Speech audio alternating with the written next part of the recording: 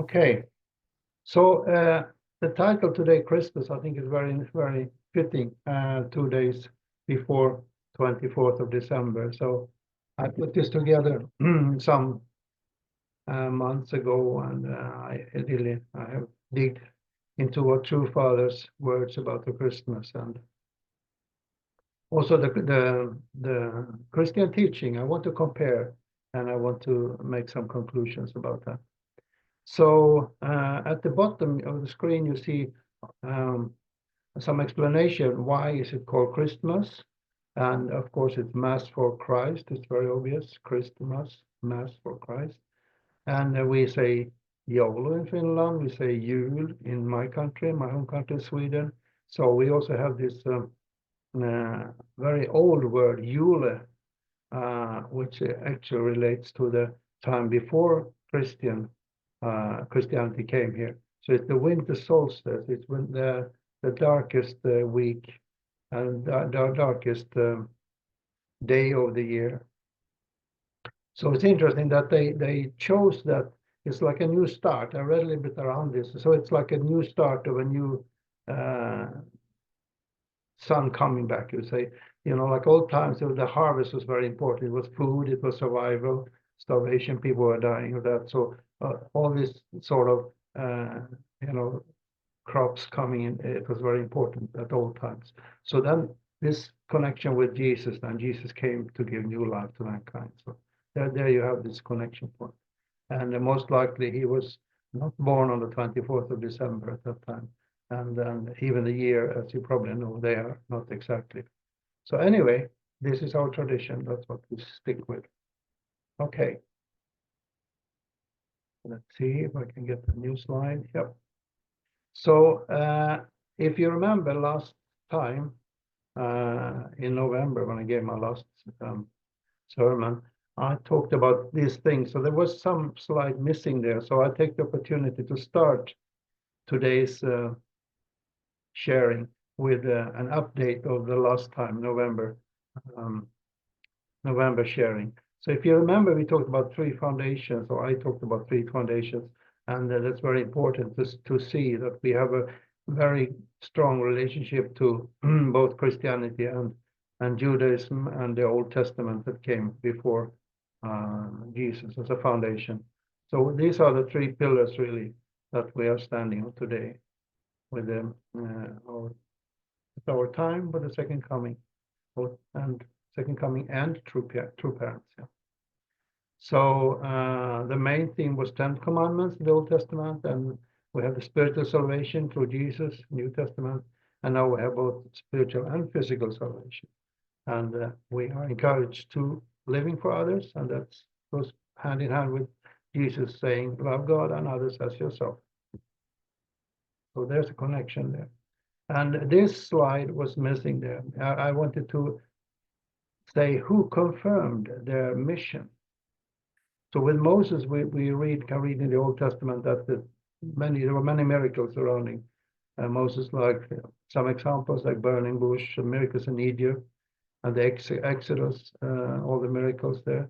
And then he received the 10 commandments. So God was behind Moses. We can really see that God confirmed his divine mission. And with Jesus, there were also many events confirming him as the Messiah. And I've just picked out this with Moses, Jesus, and Elijah. This was when he was already on his way to the cross. So that was, you could say, a point, this decision point after when he brought his three disciples to the Mount of Transfiguration.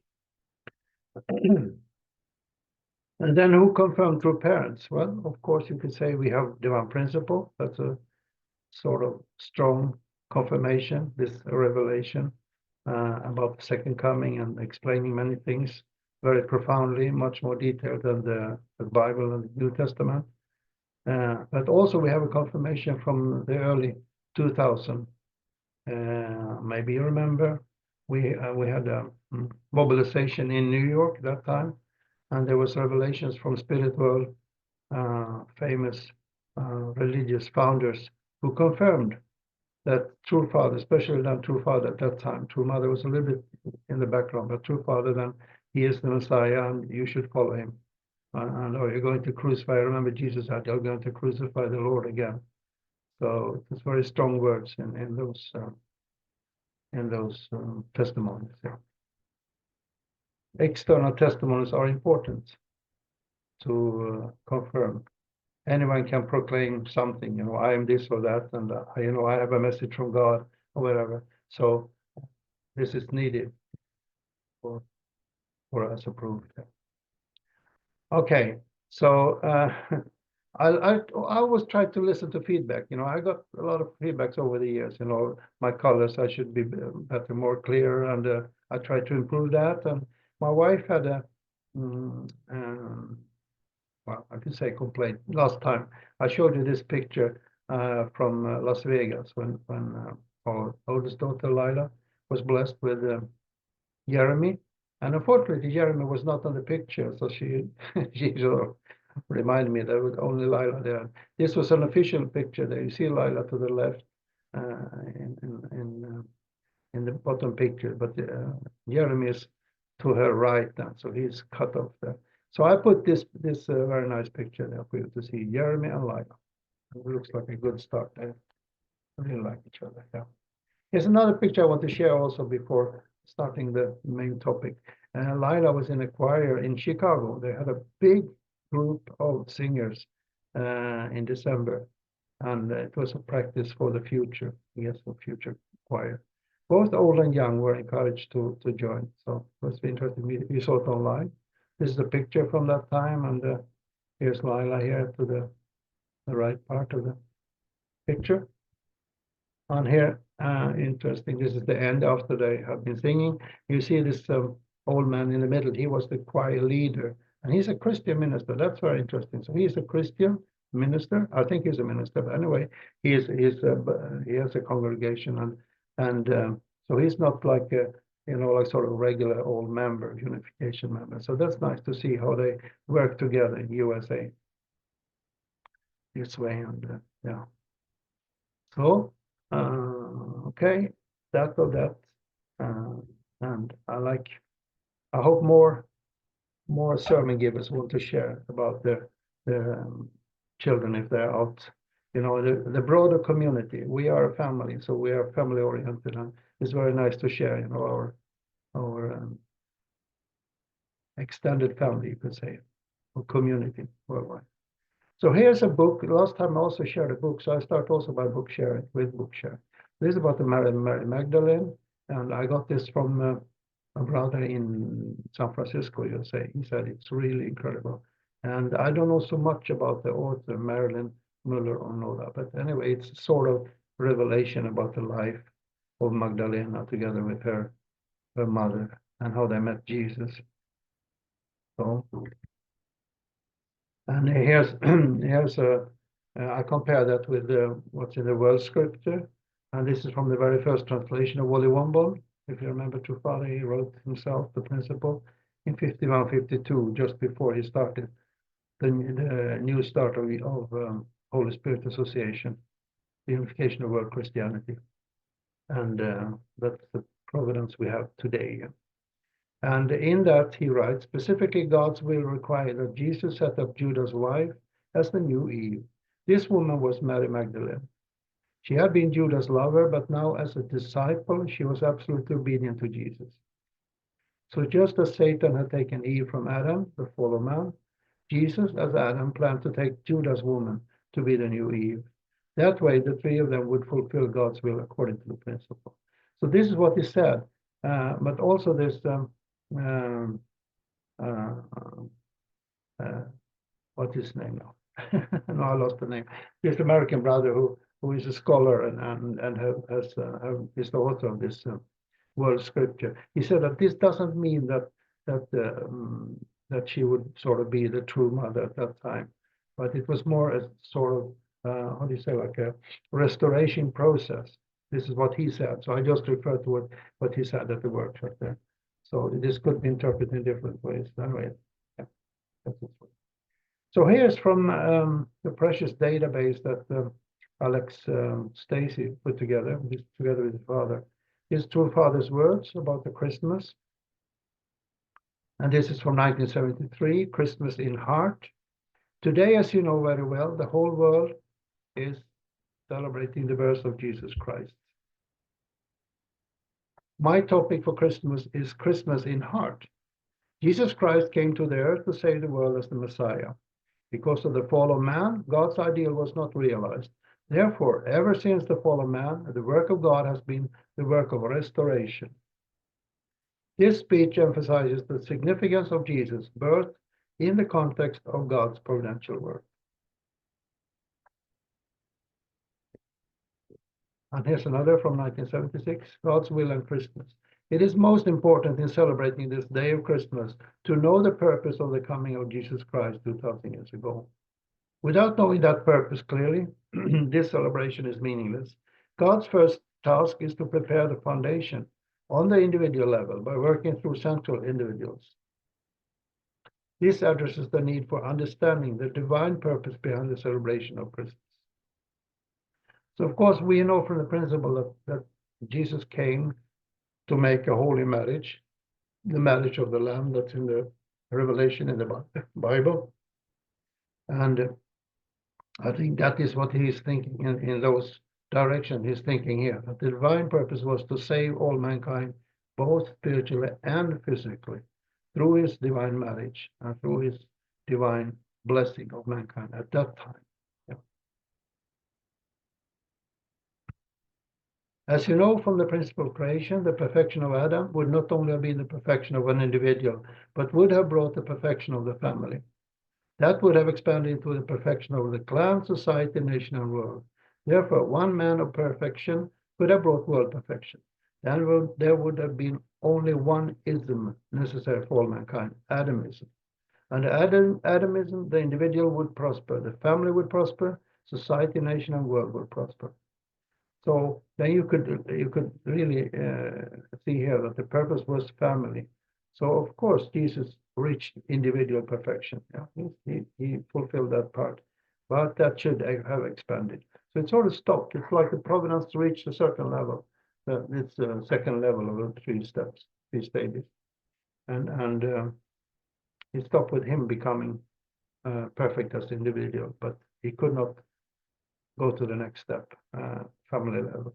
And it's interesting here. I remember too far in one speech. Now I don't have it on screen here, but I remember one time he said that in the 40s he was in a situation that he knew for sure if he would continue the same way, he would be crucified just like Jesus. So he was on that. He really was in the bottom pit, you know, of his mission at that time. So he knew he had to sort of, you know, totally indemnify whatever conditions were blocking him. And I just guess maybe it was Hungnam prison, all the suffering, all the torture, all that. Yeah. Okay. Let's see now. The true meaning of Christmas. This is from 79. I have, by the way, I have 4 speeches, so it will not be very long. It's just this one and one more. What is the true meaning of Christmas and why do we celebrate? It's not done for America's sake or for the sake of the world. The central issue of this day is what kind of Christmas Jesus would have wanted. This year's Christmas is different from all other Christmases you celebrated in the past because you know its true meaning. This speech reflects the deeper spiritual significance of Christmas. Removal of original sin, creation of kingdom of heaven. The first person truly to celebrate should have been God himself, who caused his son to be born. Furthermore, the angels and all spirits were joined together, glorifying and praising that great day. Here on earth, however, Jesus' birth was only quietly welcomed because few people knew of his coming.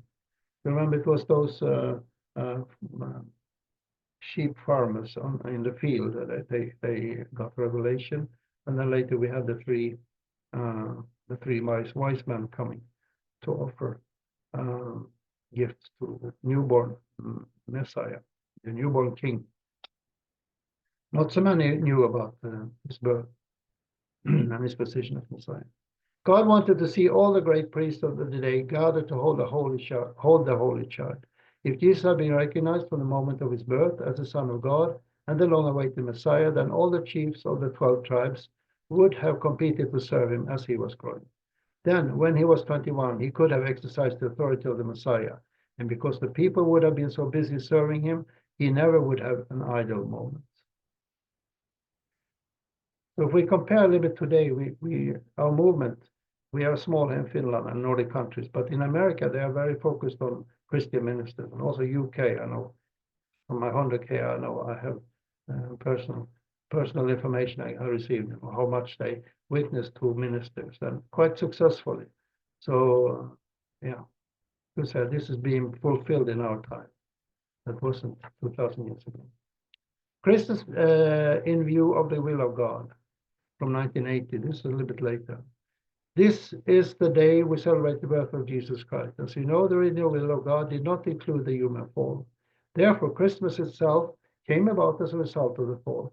Christmas is the day when people should see the hope of recovering everything lost through the fall. We are riding the dispensational locomotive. Along our route, there is water covering the tracks. We can't see the rail on either side. If you know there is a rail underneath, then you will hang on and hold your breath. I'm doing everything to speed up the dispensation. You may hate the water, but don't let go of me. You may think the locomotive pulling you is not good enough because it's made in Korea, not America.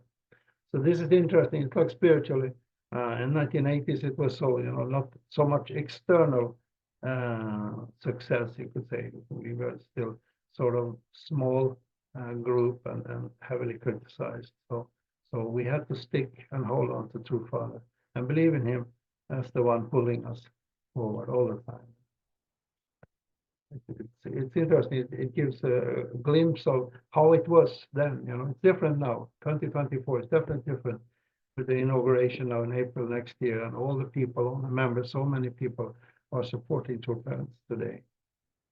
The best locomotive made in the world is Reverend Moon. Even God is fascinated and wants to get behind the throttle himself. This elaborates on how Christmas serves as a reminder of the restoration needed after the fall of humanity. Mankind lost the world, the nation, the society, the family, and even the individual who was one with God. And this is a slide I had before. I think it's important to mention again. It's absolutely wrong for Unification Church members to think we have nothing to do with Christianity. Why is that so? Because the Old Testament, New Testament existed in order to restore true parents. So the same goal, but it's so difficult, so hard that actually we needed three religions, you could say, or three steps to come forth. Quote from the Divine Principle book: did his sacrifice, Jesus' sacrifice on the cross, came to naught? Not at all. If it had, Christian history could not have existed. We can never deny the magnitude of the grace of redemption by the cross. Therefore, it's true that our faith in the cross can bring about redemption. It's equally true that redemption by the cross has been unable to remove our original sin and restore us as men of the original nature who cannot commit sin. Thus, it has been unable to establish the kingdom of heaven on earth. So this original sin is what differs us from Christianity. They believe that Jesus forgives everything, and that's it. And then he comes back and sort of bring all the Christians to the kingdom of heaven. But yeah, we mentioned that this original sin cannot be removed in an easy way, but just Jesus coming. Okay. And here's some comments, some thoughts from me. The return of Christ must produce something more than just collecting all good, faithful Christians. He and she, meaning a couple, must produce sinless offspring and give birth to new mankind through forgiveness of original sin. Ask any Christian the question, when, where, and how will Jesus return, or Christ return? And they will most probably all answer, Jesus will come back, as promised, on the skies to gather all faithful Christians. Most believe in Jerusalem. It's like simple spiritual logic. Jesus goes in the front. He came, he was born, he lived, he died on the cross, he was resurrected, and we have Christianity after that. So 2,000 years of Christians have to follow him He asked them to take up the cross. And what did Jesus do and did not do has been the sort of, how do you say, like when you have uh,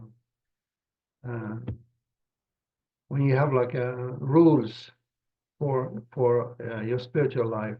You can reach certain level, but you cannot go further without the help. And that is really the sadness, you could say, in one way, of Christianity, that it could not bring this final salvation.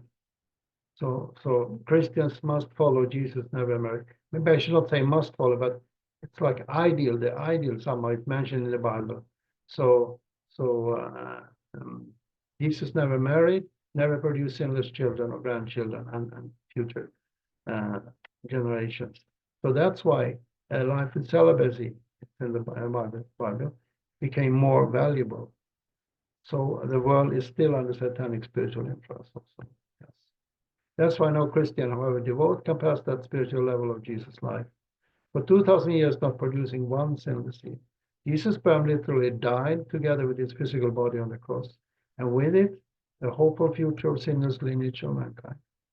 So 2,000 years of suffering in a fallen world. That's why Jesus mentioned, take up the cross. We have to fight in the physical world. This is an interesting picture, and maybe you know this Shroud of Turin in Italy. So some claim it's Jesus. It's a picture of Jesus when after he was dead. They put this shroud around his body, and we know that there was a sort of miracle. His body disappeared, and interestingly, they found this shroud, and it had a very faint picture of the dead body in the fabric. So it's not like painted on it. They have investigated this a lot, and what I can say for sure is that it's around the time of Jesus' crucifixion, and it's a sort of like a radiation. It can go into a fabric. So this is something like it happened in a very unusual way. So this picture of a dead body came into the fabric. And that's why it has been a holy shroud, Jesus' holy shroud, in a church in Turin. And then you see to the left there, you see the picture, the bigger picture of Jesus' face, and then an artist, a modern artist, had made this painting from that, what he believes that Jesus looked like.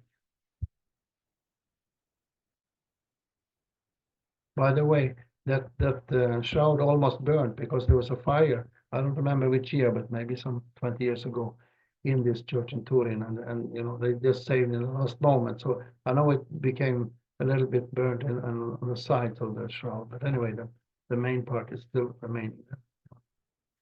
A voice spoke, and all around me, the atmosphere rumbled with sound. Okay, no, I have to read here what this is also. So this is testimonies then, yeah. So I'm a little bit, if this shroud is a testimony of Jesus, then we have also in our time testimonies about true Father, Sun Myung Moon as the Messiah. So this is, I'll read this testimony. A voice spoke, and all around me the atmosphere rumbled with a sound. It was like the voice of God, and it said, "This is Jesus the Christ." So he had a spiritual account of this brother. Another man dressed in Oriental garb appeared beside Jesus, and it was Father, Sun Myung Moon. They then became one. This is, I feel, very interesting. They became one, meaning the return of Jesus, like promised in the Bible, the return of Jesus happened and has happened several times in this way. So Jesus, who is a spiritual resurrected Messiah, he comes back to earth, and he shows himself through other people. He went inside. Father went inside of Jesus, so they became one. Just like Elijah, Elijah and John the Baptist, they became one in the mission. And this is fulfilled. Some people might say, well, if you believe in the second coming, where's Jesus? Where's the promises in the Bible? Here they are. Jesus' face became magnificently radiant as he continued to walk toward me. He took both of my hands in his, and I felt tears running down my cheek. Satan appeared in a dream, accusing me of my past sins. Jesus only became more compassionate. I spoke, saying, I waited all my life to meet you, Jesus. Jesus spoke to me from his mind. I understand. And this was a brother, Philip Burley. He was an early national leader of USA in the 60s. And he was very mediumistic. So he gave many messages from that time. You can still find them on tparents.org. And later he went into his own direction, you could say. So he has a spiritual groups, and he's still giving messages. He wrote many books about spirit world and Jesus and Buddha and those people, famous people. Okay, the Bible contains clear answers, second coming.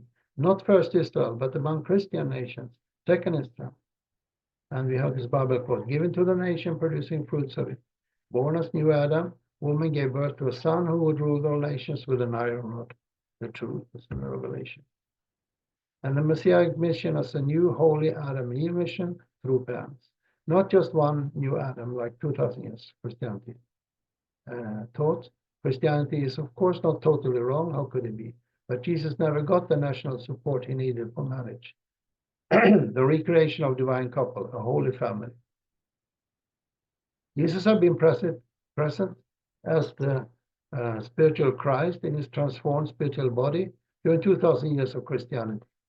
Forgiving sins, yes, sure, but Christianity claims, but still the original sin root remains. No Christian can or will deny that fact. All Christian children are being born with original sin. So if you talk with Christians, explain it this way, and how we see it. It's the original sin that is the sort of stumbling block, you could say, that this world has not become a divine world, a totally good world. So generation after generation, this original sin has gone on without exception, needing new repeated redemption through Jesus. So every new generation has to receive Jesus. This is Christian teaching, crystal clear. I understand it so that Logos is both masculine and feminine, God's image. This we know from the principles. Male and female, he created them in his image. Since Jesus did not achieve perfection together with the bride, he was only able to enter paradise, the second level of the three spiritual development steps. Creation of a new holy Adam and Eve, unfulfilled.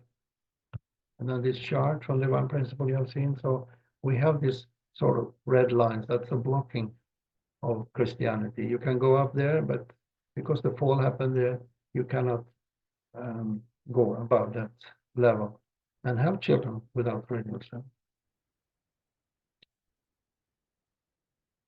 And also here to the right, the gap has prevented Christians to reach the divine level of Jesus. So here's another thought. Jesus was crucified, and it was evil spirits was influencing all the people there in Israel 2000 years ago. So very few dared to follow Jesus, I would say. It was very dangerous. It was with your life on the stake to follow Jesus. So we can see that John the Baptist, he went astray, and Judas betrayed Jesus, and it was like a very powerful negative force pulling down the providence at that time. Luckily, we have now true father and true mother, successful. So here I'm coming back a little bit to Christmas time again. The headline for this sermon was Christmas, and now we go back to Christmas again. So the birth of Jesus is celebrated every Christmas. That's a Christian tradition. True Father has spoken and said about first, second, and third Adam. First Adam, who fell, he was born on moon calendar January 1st. Second Adam, sun and moon. No, sorry, second Adam, Jesus, of course, was born on January 3rd, moon calendar. And the third Adam was born on January 6th, Lord of the second Adam. So it's interesting, there's like a spiritual connection here with the moon calendar and events, spiritual events. So I think that is why we say heavenly calendar, but it's the same as the moon calendar. a traditional moon calendar that existed long before True Father came to the scene. Okay, we have prophecies in the Bible. Angel Gabriel came to Mary. And this is the birth, depicted by some artists. And now we have the old-fashioned Christmas celebration. And we have the star. The star we put up in the window every year. And of course, that's like a symbol for the star at the time of Jesus' birth, but also it's a symbol for Christ as the spiritual superstar. And yeah, he's shining on all mankind. Has been shining for 2,000 years. And the star guided the three wise men. Here's a book that you might have heard, The Virgin and the Priest. And this comes, focuses on Jesus' conception. So we know from True Father that Zechariah is the father of Jesus. And this brother Mark Gibbs is a brother in unification movement, and he wrote this book some years ago. The notion that Jesus had a biological father no longer belongs to the contemplative realm. This is a quote from the book, where many would prefer it to remain. It has crash landed with a resounding thud and is narrowed down to one distinct individual. But knowing that Zechariah was the father of Jesus is much more than just another interesting tidbit of information. So here's a sort of complex explanation of the the families of what could say True Father and Mother, and there was in Genesis a maid, Hagar, Mary, and first son, second son. So all this comes together, that there's a sort of repetition of this spiritual pattern. And what was I going to say now? As a priest who walks blameless in the Lord, Zechariah was recognized as God's representative in the conception of his children. Zechariah was recognized as God's representative in the conception of his children. So I think this is important to understand, that God was there also. So we should not sort of remove, there was no, this angel said that you will be pregnant, said to Mary. And she asked, if I don't know any man, how can I become pregnant? And then he said that this Holy Spirit God will make you pregnant. So God was involved in the conception of Jesus. It's not totally wrong to say the Holy Spirit and Mary, they produced Jesus.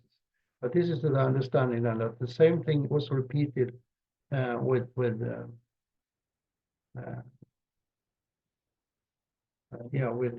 also I think with True Father and True Mother also. This is my thoughts now. So I think God was involved, very much involved in this conception, but there was this kind of seed and egg that is needed for a physical production of humans. So Zechariah was recognized as God's representative in the conception of his children. I think this is important to mention if you talk to Christians, then that we do believe that God is involved, very strongly involved in this. From the instant Mary's impending pregnancy was announced to the moment it was acknowledged, the only man mentioned by name in the narrative was Zacharias. On the evidence of Luke's Gospel, Zacharias is the sole candidate to be the father of Jesus. So we know that Mary became pregnant for 3 months. She spent with Zachariah and Elizabeth's family there. That's a fact of the Bible. And this is True Father's words. Who was Jesus' father? It is the same as Cain and Abel. One father had 2 descendants. When Mary conceived, it was in Zechariah's home, where she stayed for 6 weeks, 1.5 months. Who is Jesus' father? And then the audience there, the members, they shout, Zechariah. And True Father answers, I don't know. You know well. You said it to me. And then they laugh. Now is the time for everything to be revealed. There is nothing hidden. We come to know the truth. It's consistent and natural in every way. That is God's law. It is simple. 1992. The time of Jesus, the law was such that any unmarried woman were to become pregnant she was supposed to be stoned to death.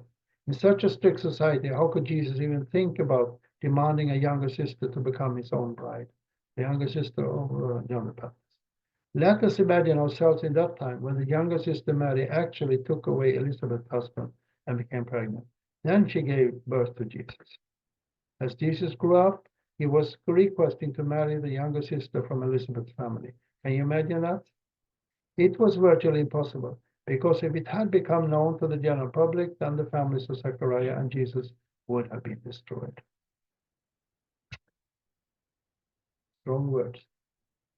So here's a preparation also for Jesus' birth. Jesus' birth was not sort of random 2,000 years ago, but there was religion in the East, Buddhism, and Lao Tzu, Confucianism, Hinduism, and also the ancient Greece was all prepared for Jesus at that time. So good preparation. And then 600 years after Jesus came Islam also. And there's this Isaac and Ishmael, you know, Isaac, the Jewish forefather, and Ishmael, the Arabs, and the Muslim has the root there. And it's the Abraham's family. So it's interesting that one man have children from two different women there. Again, going back to this sort of restoration process. And the promises was to Abraham. God gave promise to Abraham that he will bless all his future generations. So that was the promise that was fulfilled 600 years later after Jesus to the Arab at that time, who was the descendants also of Abraham, just like the Jews. Okay, I'll try to speed up now. I see time is running away here. So yeah, here we have comparison. Say Jesus was born in Bethlehem, and he was true father was born in this Cheonju area, is in what is now North Korea. Here we can see time is counted before Christ's birth and after Christ's birth, Anno Domini, before Christ and Anno Domini. And we have now the Holy calendar. So many similarities. The moon calendar is not new.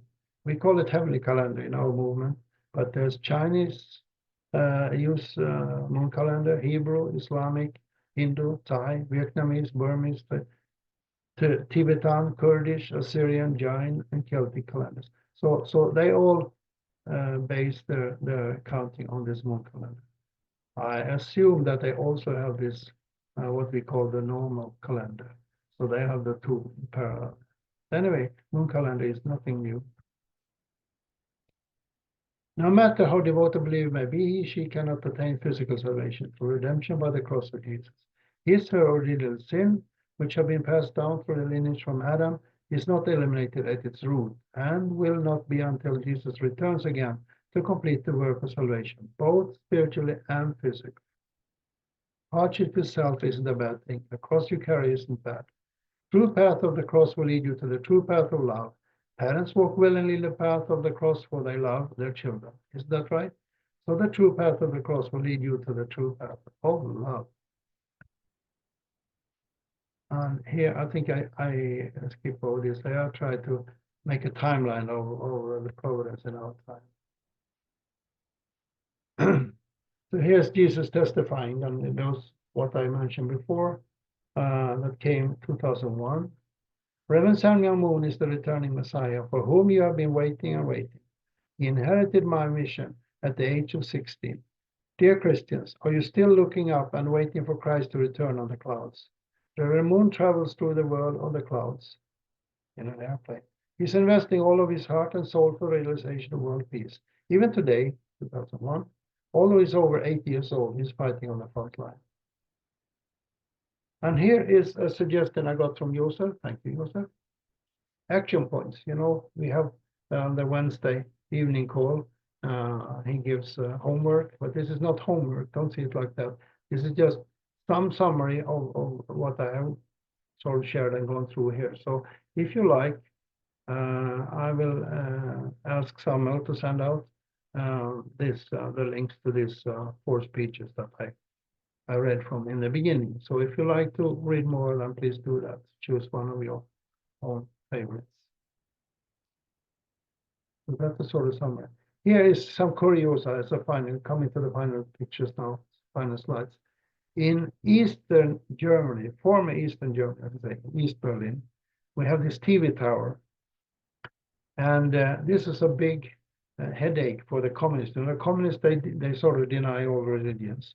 So East Germany and East Berlin were under communist rule for, 40 years. And during that time, this was very annoying because the Christians, of course, there was Christians also in East Germany and East Berlin. And they always looked at this, you see the cross there on that ball.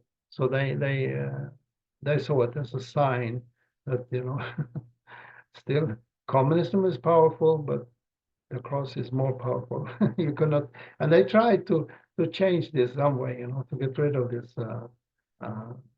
strong shining cross, but they could not. So yeah, that's some curiosa. Okay, let's see. We have a sermon summary. Christmas is celebrated every year in memory of the birth of Messiah, the new sinless second Adam, Jesus. Then said Jesus unto his disciples, if any man will come after me, let him deny himself and take up his cross, all in human body, and follow me. Jesus was successful bringing spiritual salvation. And then we have the sacraments in Christianity. Of course, the foundation is the belief in Jesus. That's the foundation as the Messiah.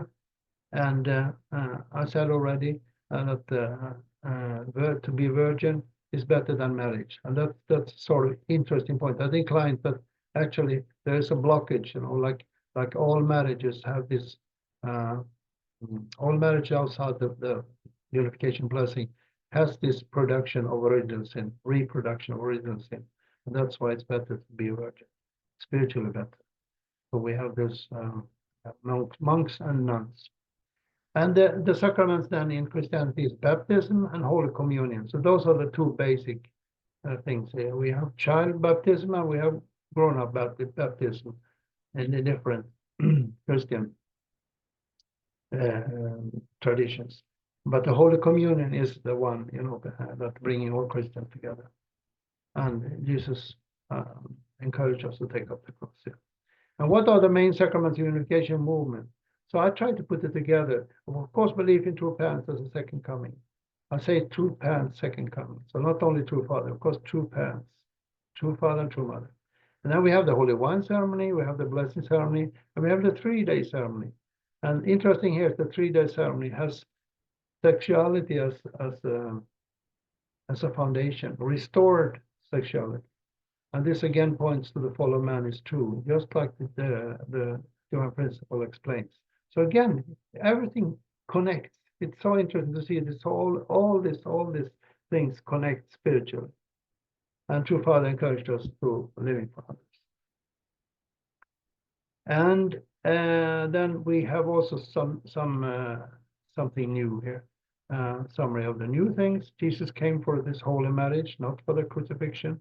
Zechariah was the father of Jesus. The perfection of Adam would have brought the perfection of family. That would have expanded the perfection of the clan, society, nation, and the world. True parents are now bringing spiritual and physical salvation, a new blood lineage, permanent removal of original sin. And we celebrate every spring the Holy Marriage, 1960. Let us keep the Chongqing One and the Hanukkah tradition. Of course, we should also honor Jesus on the Christmas every year. It's a nice tradition.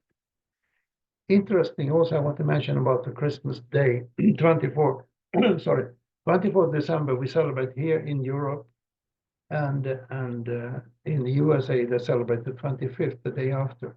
Jesus was born in the night between 24 and 25th. So that's why they celebrate after Jesus is born. So you could say in one sense that is more correct, the American way. But anyway, this is that's why there's a difference in the tradition. Yes. And now I think it's coming to the final slide here. So what do we have to look forward to now? The promises of 2025. In April, Cheonwon Temple, Korea. Choncheon That is uniting spirit and physical worlds. That's my belief. I believe very strong prayers, unison prayer. And we have the Chombo events. A recent was in Stockholm, and maybe you saw it online. And then we have a Hondoke tradition and travel messiahship, not to forget. So maybe you have other things to add. Maybe I missed something. I'm sorry. I apologize. But this is what I could produce. So if we come finally to the end of the sermon, please join me in the final prayer. Thank you, dearest Heavenly Parent. We can gather here for this Sunday sermon, Sunday sharing. And it's great to be a community. It's great to have brothers and sisters we can relate. We have similar faith, and we are strengthening each other in our faith every Sunday. Every Sunday sermon is you speaking through someone, and we should not see it as person, that it's a personal sermon, but this is really spiritual, and you and your desire that we promote and uphold, uplift through parents, both through Father and spiritual and through Mother here on earth. And we look forward now to this inauguration in April in Korea. Let it be a great success and a milestone in the history of unification movement. And we reach a new spiritual level after that. So this I pray, and I pray for peace on earth now in this turmoil, in time of turmoil. I pray for the for the victims in Germany in this last terrible accident, terrible killing of people. So please bless mankind with your presence and with the good spirits and the good angels to give comfort to mankind in this time, in this Christmas time.